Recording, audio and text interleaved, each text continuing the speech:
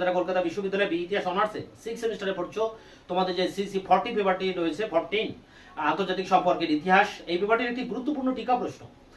প্রথম উপসাগরীয় যুদ্ধ 1990 থেকে 91, এই প্রথম উপসাগরীয় যুদ্ধ বা প্রথম খাড়ি যুদ্ধ, এই যুদ্ধটি নিয়ে বিস্তারিত আলোচনা করব। আলোচনা শেষে যে উত্তরটিও তোমাদের সামনে আমি প্রোভাইড করব। সে প্রসঙ্গে যাওয়ার আগে এটা বলবো, এই পেপারে যে আরো অন্যান্য গুরুত্বপূর্ণ ইম্পর্টেন্ট প্রশ্নগুলো রয়েছে তার ভিডিও আমার ইতিপূর্বে আমার চ্যানেলে আপলোড করা হয়ে গেছে। এছাড়া তোমাদের অন্যান্য আরো যেসব পেপারগুলো রয়েছে, যেমন সিসি 13 পেপার আধুনিক ভারতের ইতিহাস, ওই পেপারটিরও কিন্তু সিলেবাস, সাজেশন, শর্ট প্রশ্ন এবং সাজেশনের যে 5 নম্বর প্রশ্ন, প্রত্যেকটির উত্তর আমার চ্যানেলে ইতিপূর্বে আপলোড করা হয়ে গেছে। তোমরা সেই ভিডিওগুলো অবশ্যই দেখে নিও, সবগুলি তোমাদের ক্লাস রিলেটেড ভিডিও। তাই তোমরা এখনো যারা আমার ভিডিওগুলো দেখোনি তারা তোমরা এই ভিডিওগুলো দেখে নেবে, তার লিঙ্ক দেওয়া থাকবে এই ভিডিও ডেসক্রিপশন বক্সে। আর আমার চ্যানেলটিকে সাবস্ক্রাইব করে চ্যানেলের পাশে থাকবে, আমাকে উৎসাহিত করবে যাতে এই ধরনের নিত্য নতুন ভিডিও ক্লাস, তোমাদের ক্লাস রিলেটেড ভিডিও আমি তোমাদের সামনে নিয়ে আসতে পারি। তাই চলো শুরু করা যাক। আজকের ক্লাসের মূল বিষয়কে আমরা একবার দেখে নিই। দেখো, CU BA history honours 6 sem CC 40, প্রশ্ন হচ্ছে 1990 থেকে 91 প্রথম উপসাগরীয় যুদ্ধ, এটা 5 নম্বরের প্রশ্ন। উপসাগরীয় যুদ্ধ প্রথম মানে এরপরে দ্বিতীয় হয়, তা প্রথম উপসাগরীয় যুদ্ধটা নিয়ে আমাদের আলোচনা করতে হবে। এখানে এই যুদ্ধটি হয় ইরাকের সাথে আমেরিকা এবং কুয়েতকে কেন্দ্র করে। তাই এই ত্রিপাক্ষিক দ্বন্দ্ব মানে কুয়েতকে কেন্দ্র করে ইরাক এবং আমেরিকার মধ্যে এই দ্বন্দ্বটি বাঁধে, এই যার নাম হচ্ছে উপসাগরীয় যুদ্ধ বা খাড়ি যুদ্ধ। এখন এই যুদ্ধের আমরা 3টি পার্টে আলোচনা করব। দেখো, প্রথমে এই যুদ্ধের প্রেক্ষাপটটা কি, কেন এই যুদ্ধটা হলো, তার কারণটা কি। তারপরে আমরা দেখব যে যুদ্ধের গতি প্রকৃতি কি হচ্ছে যুদ্ধটা, এবং যুদ্ধের ভিতরে প্রায় 7 মাস ধরে এই যুদ্ধটা চলে, তার ভিতরে কি গতি প্রকৃতি আমরা লক্ষ্য করতে পারছি যুদ্ধে, সেটি দেখব। আর তারপরে দেখবো এর যে ফলাফল, যুদ্ধের শেষে ফলাফল বা এর গুরুত্বটা কি। এই 3টি পার্টে কিন্তু আমরা বিষয়টি আলোচনা করবো। তা প্রথমে আমরা দেখব প্রেক্ষাপট। দেখো, 1980 থেকে 88 মানে এই যে 8 বছর ইরাক আর ইরানের মধ্যে কিন্তু দীর্ঘদিন ধরে যুদ্ধ চলে, এবং এই যুদ্ধের পরবর্তী সময়ে ইরাক আমেরিকার কাছ থেকে নানা ধরনের সামরিক অস্ত্রপাতি তারা সাহায্য পায়, এবং সেই সাহায্য নিয়ে তারা সামরিক শক্তিতে শক্তিশালী হয়ে ওঠে। কিন্তু 1990 সালের পরবর্তী সময় গিয়ে দেখা যাচ্ছে যে আমেরিকার সাথে ইরাকের মতানৈক্য ঘটে, বিভিন্ন কারণে দুটি দেশের মধ্যে দ্বন্দ্ব বাঁধে, এবং যে দ্বন্দ্বের সূত্র ধরে 1990 সালের তাদের মধ্যে আগস্ট মাসে এই ইরাকের সাথে আমেরিকার যুদ্ধ বাঁধে, যে যুদ্ধটি ইতিহাসে প্রথম উপসাগরীয় যুদ্ধ বা প্রথম খাড়ি যুদ্ধ বা ফার্স্ট গালফ ওয়ার নামে পরিচিত। এখন এই যুদ্ধের কারণগুলো কি? প্রথম কারণ দেখো, আর্থিক সমৃদ্ধির চেষ্টা। তা আর্থিক সমৃদ্ধি বলতে এখানে ইরাক, এর আগে আমরা দেখেছি যে ইরাক ইরানের সাথে 1980 থেকে 88 8 বছর ধরে যুদ্ধ করে, এবং এই যুদ্ধের মধ্যে দিয়ে প্রচুর ক্ষয়ক্ষতি হয় ইরাকের। তাই ইরাকের যে রাষ্ট্রপতি ছিলেন সাদ্দাম হুসেন, তিনি চেয়েছিলেন যে তার পার্শ্ববর্তী যে কুয়েত দেশটি আছে সেই কুয়েত দেশটিকে দখল করে, কুয়েত তো তেল সম্পদে সমৃদ্ধ এবং বিশ্বের প্রায় 10% তেল এখান থেকে উত্তোলিত হয়, তাই এই কুয়েত দেশটিকে দখল করে তার যে আর্থিক শক্তিকে আরো শক্তিশালী করার চেষ্টা তিনি করেছিলেন। এবং ইরাকের যে ক্ষয়ক্ষতি হয়েছিল পূর্ববর্তী যুদ্ধে, সেই যুদ্ধের ক্ষয়ক্ষতি কিছুটা পুষিয়ে নিতে চেয়েছিলেন সাদ্দাম হোসেন, এই জন্য তিনি কুয়েতের দিকে দৃষ্টি নিক্ষেপ করেন। তার প্রথম পয়েন্ট এটাই, আর্থিক সমৃদ্ধি করার চেষ্টা করেছিলেন। এরপরে দেখো, কুয়েতের তেল ভান্ডার। তারপরে যেটা বললাম যে কুয়েত একটি তৈল সমৃদ্ধ দেশ, বিশ্বের প্রায় 10% তেল এখানে উত্তোলিত হয়। সাদ্দাম হোসেন এই দেশটিকে দখল করে এই দেশের তেল বিক্রি করে সে প্রচুর টাকা মানে আয় করতে চেয়েছিল, এবং সেই টাকা দিয়ে ইরাকের যে ক্ষয়ক্ষতি সে সেটা মেটাতে চেয়েছিল। এরপরে দেখো, ইরাকের অংশ। অতীতে এই কুয়েত ইরাকেরই অংশ ছিল, এটা সত্যি, ইরাকের একটি অংশ ছিল কুয়েত, পরবর্তীতে স্বাধীন হয়ে যায়। তাই এখানে সাদ্দাম হোসেন বলেছিলেন যে ইরাকের একটি অংশ হচ্ছে কুয়েত। তাই 1000 বছর ধরে চেষ্টা করেও বা 1000 বছর ধরে যুদ্ধ করে হলেও তিনি কুয়েত দখল করে ছাড়বেন। কুয়েত দখল করার জন্য যদি 1000 বছর ধরে যুদ্ধ করতে হয় তাও তিনি করবেন। তাই কুয়েতের একটি অংশ, তাই তিনি কুয়েত দখল করতে উদ্যত হয়েছিলেন। পরেরটি দেখো, 4 নম্বর কারণ, কুয়েতে আমেরিকার আধিপত্য। যখন ইরাক ইরান যুদ্ধ হয় ঠিক সেই সময় কুয়েতের যে তেলের খনিগুলো রয়েছে তার নিরাপত্তার জন্য কুয়েত সেই আমেরিকার উপরে সেই দায়িত্ব দিয়েছিলেন, যে কুয়েতের তেল ভান্ডারগুলির নিরাপত্তার দায়িত্ব দিয়েছিলেন আমেরিকার উপরে। এর ফলে কি হয়, আমেরিকার আধিপত্য তার উপরে প্রতিষ্ঠিত হয় কুয়েতের উপরে। এটা সাদ্দাম হোসেন বলেন যে এই আমেরিকার উপরে দায়িত্ব দেওয়ার ফলে কুয়েতের উপরে আমেরিকা তার প্রাধান্য বিস্তার করে, এবং ওপেক বলে যে দেশটি মানে যে সংস্থাটি আছে, যে সংস্থা খনিজ তেলকে নিয়ন্ত্রণ করে, ওপেক মানে পেট্রোলিয়াম অর্গানাইজেশন যেটি রয়েছে OPEC, oil and petroleum distribution countries বলে যে সংস্থাটি আছে, এই ওপেকের ব্যাপক ক্ষয়ক্ষতি হয়। তাই এটা কুয়েত ঠিক করেনি। এটা সাদ্দাম হোসেনের বক্তব্য অনুযায়ী যে আমেরিকার উপরে দায়িত্ব দিয়ে কুয়েত এটা ঠিক করেনি, এর জন্য তিনি কিন্তু কুয়েতের উপরে রুষ্ট হন এবং কুয়েত দখল করার জন্য উদ্যত হন। এরপরে দেখো 5 আছে ক্ষতিপূরণ দাবি। ইরাকের রাষ্ট্রপতি এই সাদ্দাম হোসেন বলেন যে কুয়েত চুরি করে ইরাকের রুইমালা খনি থেকে তৈল উত্তোলন করেছে, এতে করে ইরাকের প্রচুর ক্ষয়ক্ষতি হয়েছে। এই জন্য তিনি প্রায় $15 বিলিয়ন একটি ক্ষতিপূরণ দাবি করেন। এই ক্ষতিপূরণ কুয়েত দিতে পারে না, তখন সঙ্গে সঙ্গে সাদ্দাম হোসেন কুয়েত আক্রমণ করে। তো এই ছিল কুয়েতে আক্রমণ করার বা কুয়েত দখল করার যে কারণগুলো। সেই কারণ 5টি মূল কারণ আছে: আর্থিক সমৃদ্ধির চেষ্টা, কুয়েতের তেল ভান্ডার, ইরাকের অংশ, কুয়েতের আমেরিকার আধিপত্য এবং ক্ষতিপূরণের দাবি। এই 5টি পয়েন্টের উপরে আলোচনা করতে হবে, এর প্রেক্ষাপট বা এর কারণ। এরপরে আমরা দেখবো যে যুদ্ধের গতি প্রকৃতি। যখন এই ক্ষতিপূরণ দিতে কুয়েত রাজি হলো না $15 বিলিয়ন, তখন ইরাকের রাষ্ট্রপতি সাদ্দাম হোসেন 1991 এর 2রা আগস্ট প্রায় 2 লক্ষ সেনা নিয়ে তিনি কুয়েত আক্রমণ করেন এবং কুয়েত তো দুর্বল দেশ, এই আক্রমণ সে প্রতিরোধ করতে পারেনি, ফলে সহজেই কুয়েত কিন্তু দখল করে নেন সাদ্দাম হোসেন। তাই এখানে দেখো কুয়েত দখল করলেন প্রথম পয়েন্টে। তারপর আমরা দেখছি যে আমেরিকার নেতৃত্ব। সাদ্দাম হোসেন ভেবেছিলেন যে তিনি কুয়েত দখল করলে পশ্চিমী রাষ্ট্রবর্গ যারা আছে তারা কিন্তু চুপচাপ থাকবে, তারা কেউ কিছু বলবে না। কিন্তু এটা সাদ্দাম হোসেনের ভুল হয়েছিল, তার এই অনুমানটা ছিল ভুল। কারণ আমেরিকা দেখেছিল যে কুয়েত যেহেতু সাদ্দাম হোসেন দখল করে নিয়েছে, ফলে এই তৈল সম্পদের উপর এই সাদ্দাম হোসেনের নিয়ন্ত্রণ প্রতিষ্ঠিত হবে, ফলে এটা আমেরিকার স্বার্থের ক্ষতি হবে, আমেরিকার অর্থনৈতিক ক্ষতি হবে।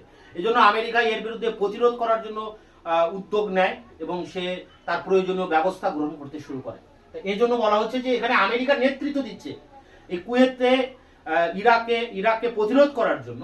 আমেরিকার নেতৃত্বে বহুজাতিক সংস্থাগুলি একত্রিত হয়ে তারা ঝাঁপিয়ে পড়ে কুয়েতে এই ইরাকের বিরুদ্ধে। তাই এখানে আমেরিকা সেই যুদ্ধের সময় নেতৃত্ব দিচ্ছে।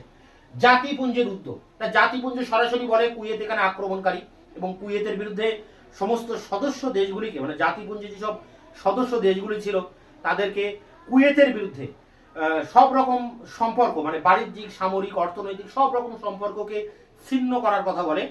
এবং জাতিপুঞ্জ ইরাককে এও বলে দেয় যে 1991 এর 15ই জানুয়ারির মধ্যে কুয়েত থেকে ইরাকের সমস্ত সেনাবাহিনীকে সরিয়ে নিতে হবে। তো যাই হোক, এরকম একটা পরিস্থিতিতে আমেরিকার নেতৃত্বে অন্যান্য সদস্য দেশগুলি একত্রিত হয়ে ইরাকের বিরুদ্ধে যুদ্ধ ঘোষণা করে। এবং এখানে বলা হচ্ছে দেখো জাতিপুঞ্জের উদ্যোগের পর আমেরিকার অভিযান। তা আমেরিকা এবার অভিযান করছে, তবে অভিযান করে এই 15ই জানুয়ারির পর। মানে জাতিপুঞ্জের যে সময়সীমা দিয়েছিল 1991 15ই জানুয়ারি, যে 15ই জানুয়ারির সময়সীমা অতিক্রান্ত হলে আমেরিকা ইরাকের বিরুদ্ধে যুদ্ধ ঘোষণা করে। অবশ্যই সরাসরি যুদ্ধ ঘোষণার পিছনে আরেকটি কারণ ছিল। সাদ্দাম হোসেন ইরাকে যেসব বিদেশি কূটনীতিকরা ছিলেন তাদের সপরিবারে অবরুদ্ধ করেছিলেন, তাদেরকে আটক করেছিলেন। এর জন্যই কিন্তু আমেরিকা তড়িঘড়ি করে ইরাকের বিরুদ্ধে যুদ্ধ ঘোষণা করে এবং এই সদস্য দেশগুলি সেনা পাঠায়।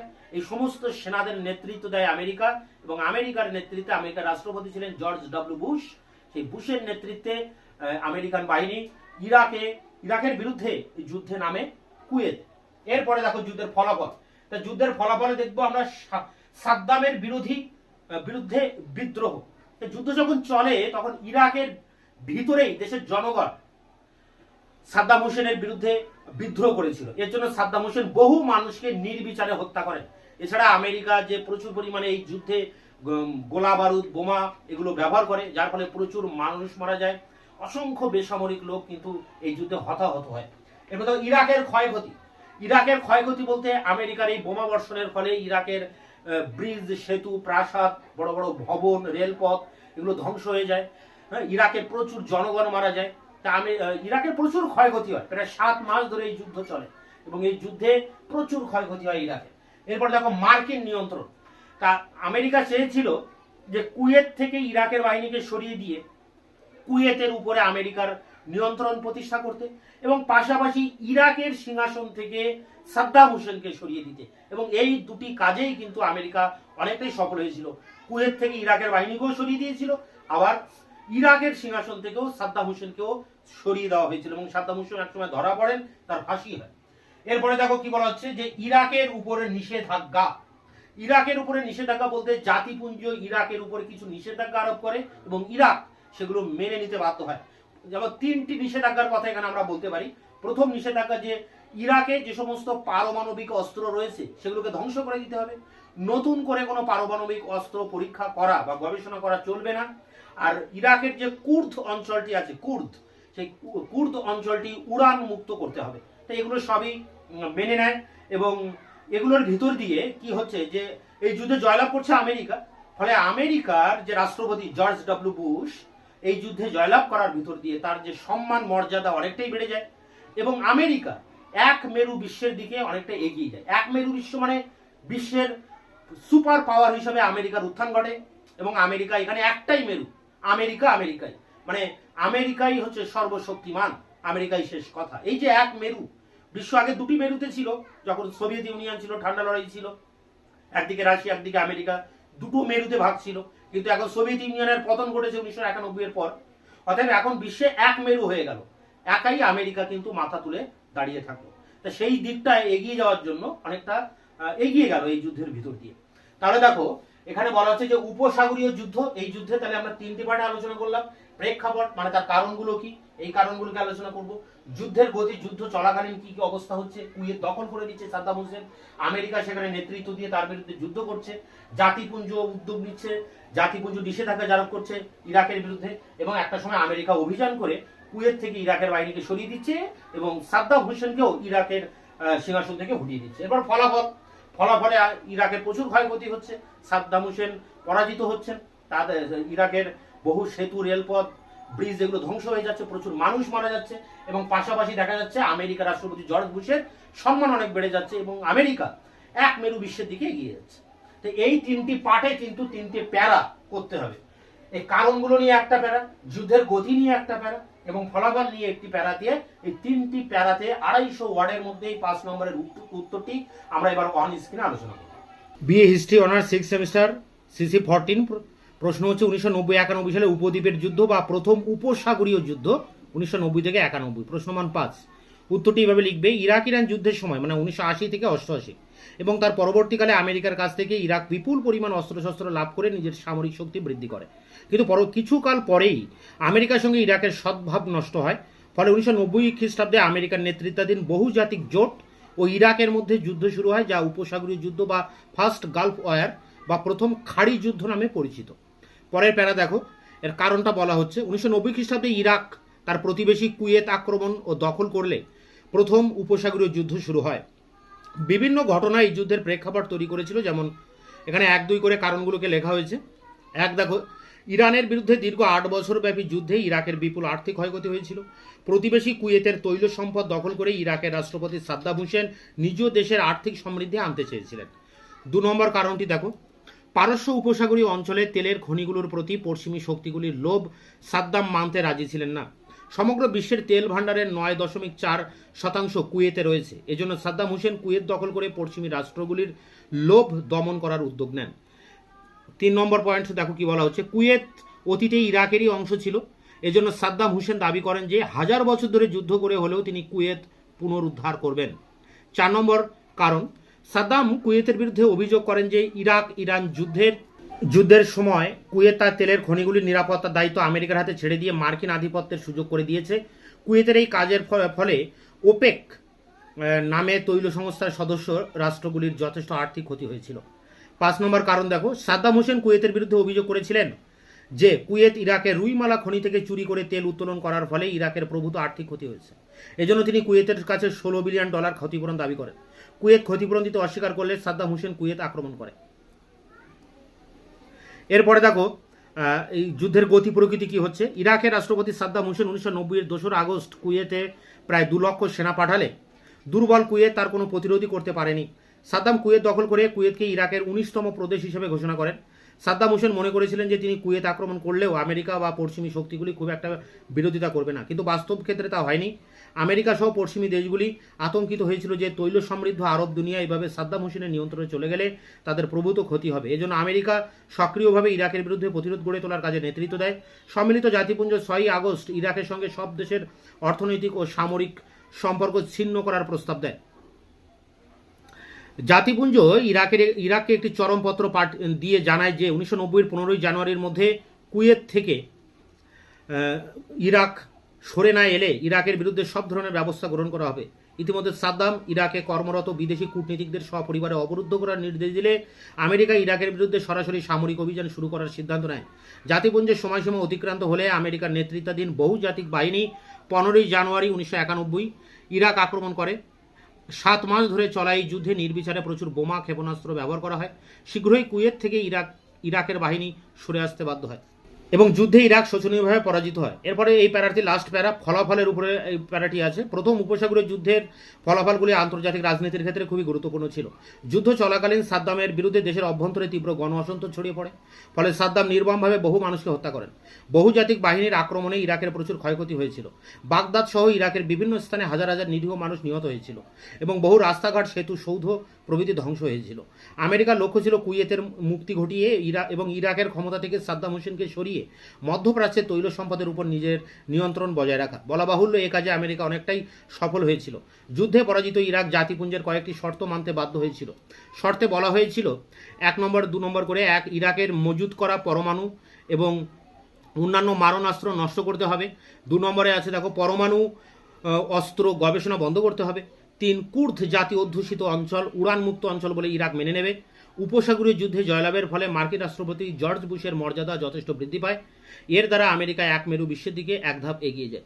তো এই ছিল তোমাদের প্রথম উপসাগরীয় যুদ্ধের নোটস। এটি তোমাদের পরীক্ষার জন্য ইম্পর্টেন্ট সাজেশনে রয়েছে, তোমরা সাজেশনটাও একবার দেখে নেবে। তোমাদের বাকি সাজেশন অনুযায়ী যে বাকি প্রশ্নগুলো এখনো আছে সেগুলো আমি একের পর এক ভিডিও ক্লাস দিয়ে তোমাদের সামনে তার উত্তরগুলো নিয়ে আসবো। তাই তোমরা চ্যানেলকে সাবস্ক্রাইব করে চ্যানেলের পাশে থাকবে, উৎসাহিত করবে আমাকে, যাতে নিত্য নতুন এরকম ভিডিও ক্লাস, তোমাদের ক্লাস রিলেটেড ভিডিও নিয়ে আসতে পারি। আর চ্যানেলকে তোমাদের বন্ধুদের কাছে শেয়ার করবে। ভিডিওটি পছন্দ হলে অবশ্যই একটি লাইক করবে।